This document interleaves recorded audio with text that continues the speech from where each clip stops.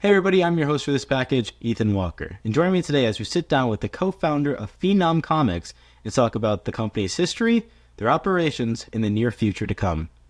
Enjoy the video.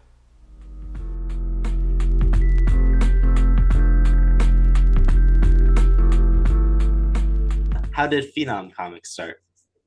Well, I guess it started, as far back as I can remember, really. My brother and I, Joe, really always told stories. You know, we just liked stories. We loved watching movies. We loved comic books.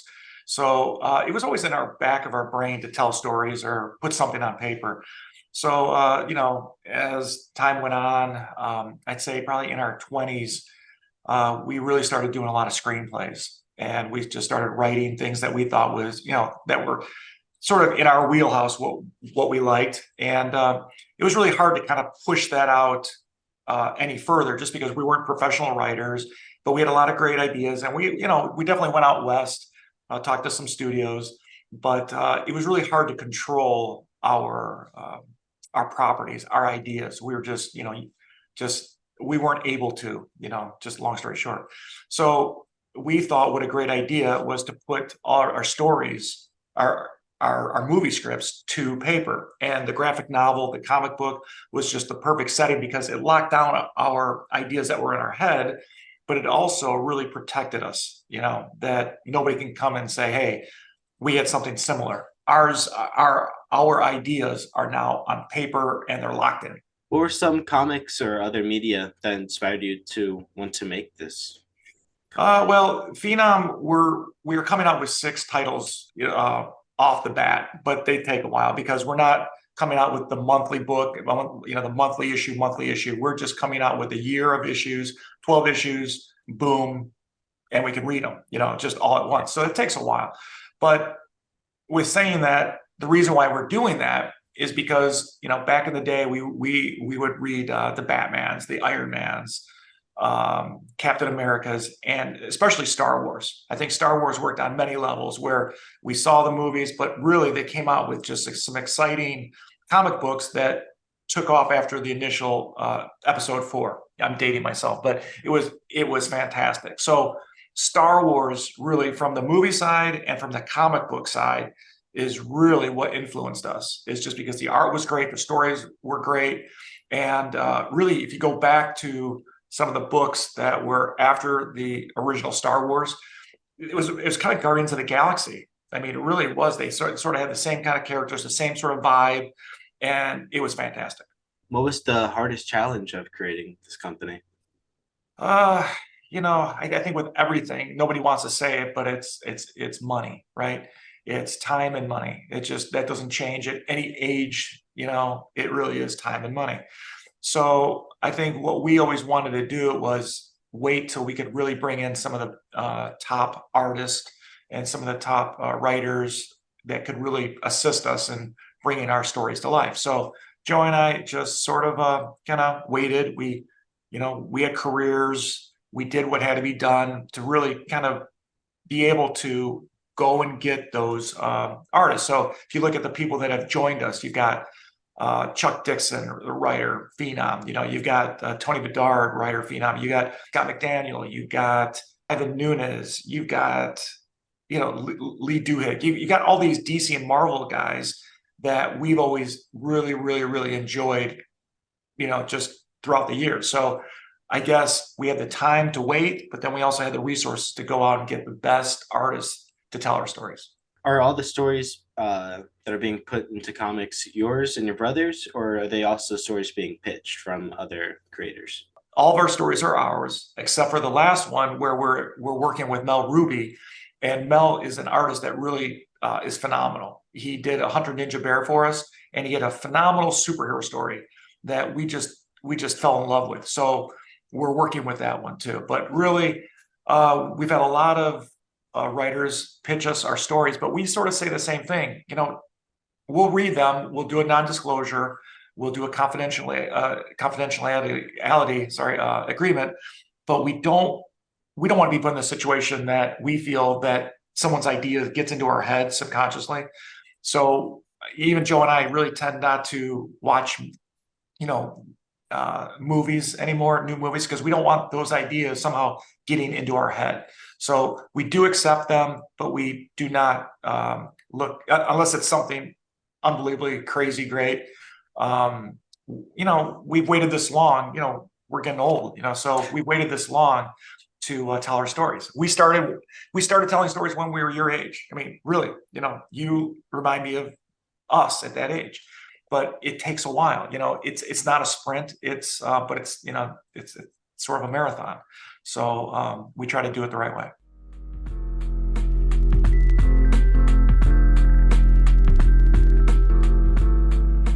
What is the process of going from the initial concept of a story to the final print that gets sold? It is so, boy, I wish somebody would have told me this before, because I don't know if we would have taken the approach, to be quite honest. It really does protect it, and that's great. But just for, I guess people that are interested, it really does take a lot of work. It does take a lot of money to do it right. So, our initial idea, I guess, if that's the main question, is it just, it's something that Joe thinks of an idea, and then hey, what do you think? Pretty cool. And then I start thinking, well, what about this? And then he goes, well, I don't like that, but what about this? And, it's really neat to have a partnership where you can actually ping ideas off somebody. So I think all the ideas sort of just came with us talking or seeing something neat or seeing sort of something novel, and then kind of expanding off that. But that initial idea, then it's almost like being in a rock band. Somebody comes up with a song, but then somebody wants to put this little bridge, somebody wants to put this little intro, somebody wants to put this little interlude, just there's all these little nuances. So with a comic book, you bring in, let's take out the writer, you bring in an artist. Well, the artist has an idea of what that character looks like. He or she has their own style. Then you bring in the inker that comes over the pencils, and they add a grittiness or they add a smoothness to the pencil that maybe the penciler didn't intend for. Then you have the colorist. The colorist then takes that, and it really, there's different palettes, there's different moods, there's different textures, there's different depths to the scene. So at the end of the day, even with lettering, then the idea that you might have had, where Joe and I think of, our stories in movies, now it gets transported down into this 2D animated graphic novel, and it is strange. It's very strange, where we see ours, it's almost like you see a person juggling. Okay, that's how I imagined it. But then you see it on paper, and it's it's different. So we love it, but it is something that for a creative side, it's something to get used to, because that's not how we thought of it initially.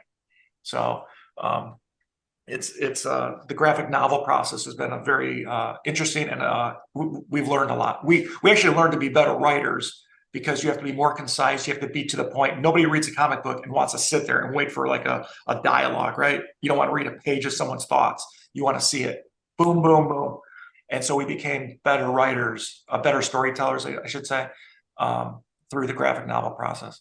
When and how did the idea come up to use 3D models and Blender to assist artists in making the panels? Yeah, you know what, Scott, that's just on Star Writers. So what we did was the Blender came in, and the 3D model is because I take a lot of stuff in Photoshop, and I'm really digitizing in this, and I started bringing in my ideas. So especially with Star Writers, because there's so many robots, there's so many spaceships, that it became easier to say, okay, I like this. And me and Scott McDaniel were really manipulating back and forth, the models till we liked it. But none of the pages really were drawn with the models. It was really off the storyboarding and getting the perspective, because a lot of Star Writers, the sizes and shapes of these alien worlds and these robots and these beings and whatnot are just different sizes. It's just, we got massive things, we got small things. So perspective wise, we needed something so Scott would be on the same page as Joe and I. So if this technique interests you, check the description below for not only a link to Scott's video, but a link to a video from BlankFaceStudios, who does a step-by-step tutorial from Blender to Photoshop to get that comic look. Now back to this video. You use crowdfunding to help fund some of these comics, correct? Yeah. We did it with Hunter Ninja Bear, and we did it with Star Riders, but we did it primarily. Hunter Ninja Bear was already printed, and we had the books raring to go. So with the first campaign, we did both Kickstarter and Indiegogo because they're just two different audiences. So we did it really just for advertising because we thought what a great name or great way to get our book out there is just to do a campaign, and we're not really we're basically charging the cost of the book. So we're not really trying to make additional funding to build a project. We're just selling the product that's already created. So we're a little different in that we're not trying to fund our project. We are literally just, it's a great sales medium for us to go down. Would you recommend that same crowdfunding technique for other aspiring comic creators? Without a doubt. It just, you've got to make sure that your funding level or what you're charging will, at the end, cover all your expenses. Is that everybody wants to get something out quick. It's, you got one shot. No one cares how fast you get the product out. Just let's say Star Wars, okay? No one cares how long it took George Lucas to get Star Wars out. It's judged by that final product. So to me, I would say with the crowdfunding, don't worry about the crowdfunding as much as I would locking down the concept, locking down the story, because no one's going to care how fast they got the story or that product off crowdfunding, which is a phenomenal means to get your product done, but they are going to care about the final product. So definitely do it, but don't feel like you're under the gun on getting out there. Make sure that product is locked in and you know what you want, and you're ready to sell it to the masses. But no, definitely a great tool.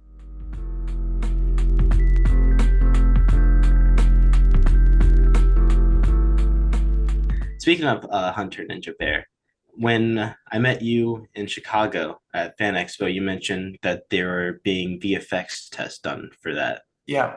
Is that still happening? If you can talk about that at all. Yeah, no, we've had them. It's pretty exciting, but then it goes to the next level where now we're working with some agencies, we're working with some studios, nothing where we could say it, but it's definitely a grind, and it's definitely, that's why we were in the comic realm, was to put these movies. Our sole intent on FÄNOM Comics was really to make an entertainment company, not a comics company. So this we're out there. We've seen some of the just the animation surrounding Hunter Ninja Bear. It's been fantastic. But we've also had some offers to actually make it into a sort of an animated series, and we didn't want to do that. We want this to be a live action, just a good old, Western meets John Wick meets Godzilla, So we think it's a perfect vehicle because it kind of touches, where you've got the ninja, you've got the samurai aspect, you've got the hunter, you got the Western, you got the bear, where, just like I said, you've got that Godzilla aspect. So it's kind of a neat little story, which we think that would be fantastic on the silver screen. So yes, we have seen something, but nothing to, tip our hat at. We're just much like everybody else, maybe that is watching this, you're just trying to push your ideas out west and hopefully they'll stick. But yeah, we're getting closer. We're excited about that. Is there anything you want to say about Star Wars, like plot-wise, when to expect it to be available to purchase from the store and be shipped out? Yeah, boy, if everybody check out phenomcomics.com. It's FENOM Comics. It's playing on my Joe's last name, Tom Fenoglio. So our Tom and Joe Fenoglio. It's just a play, Phenom. But Star Riders is hopefully going to be out within a couple months. We're just trying to really get the last chapter done. That's it. But it's a phenomenal story, no pun intended.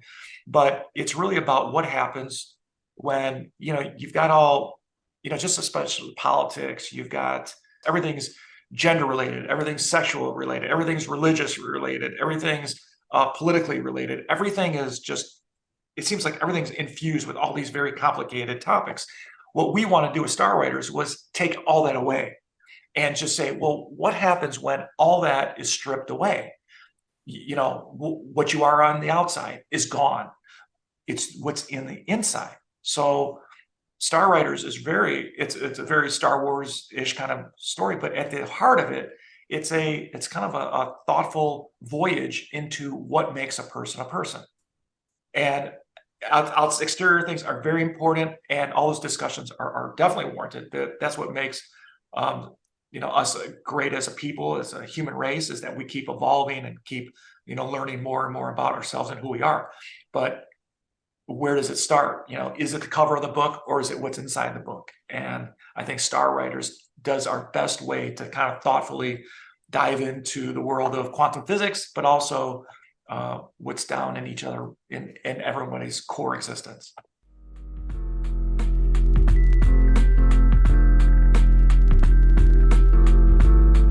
What advice would you have for anyone who either wants to follow the same road as you and make their own company, or just be a part of that industry as like an artist or a writer? Yeah, I think right now with artificial intelligence, I think it's tricky.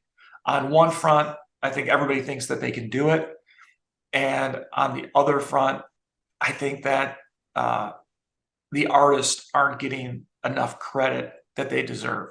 I think there's some phenomenal storytellers, phenomenal artists out there, and I think once you get caught up in, oh, this is the easy way now, look how easy it is, I think you lose a lot of the creativity. So I guess my only advice is don't let technology control the story.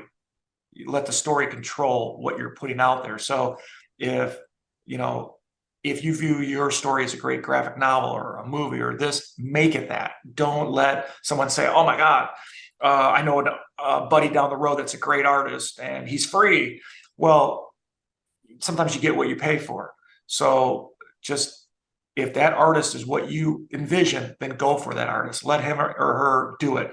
But if it's not, don't cheat yourself of the final product just because maybe it's more economical or it's quicker.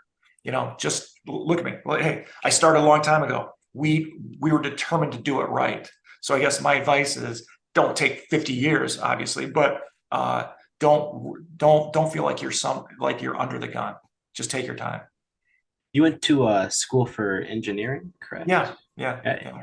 And do you have any regrets about going to school for engineering? Do you wish you started this company earlier in life? No, Joe's mechanical and I'm electrical, and I'm probably more computer. Back when we were going to school, computer engineering, no one knew if computers were going to take off. So electrical and computer really were tied together. So, but no, my brother and I still are engineers by trade, and that's sort of what we do as well. So everything that we have done through engineering, it allows us to actually have the means to now do something that we've always wanted to do. So for everybody out there, I thought probably the best thing that we ever did was, it's really about education. It's about thinking about career goals. It's really putting everything in perspective. Is if you're a phenomenal artist, if you're a phenomenal musician, and that's your life dream, go for it. Joe and I were not phenomenal artists. We are not great musicians. We were very good students. We're very good at the your core STEM curriculum, and that was something that we loved. So we are that's us. We're kind of geeky guys. We're very hands-on. Joe's very mechanical. I'm computerish. So we definitely complement each other, but never regret, because there's a lot of tales of people going out west or doing things that didn't end well. So I would say, do not go out west. Do not put your dream out there if financially you cannot protect it. And that's what happened to us. We went out there young and dumb, and we came back learning a valuable lesson. And if that's something I can give, then that's great. You need to protect your ideas. Thank you for tuning into this video. Be sure to follow Penn News Network on all of our socials starting in the description below, along with the link to phenomcomics.com, where you can check out all the incredible artists and pick up your own copy of Hunter Ninja Bear. This has been reporter Ethan Walker, signing out.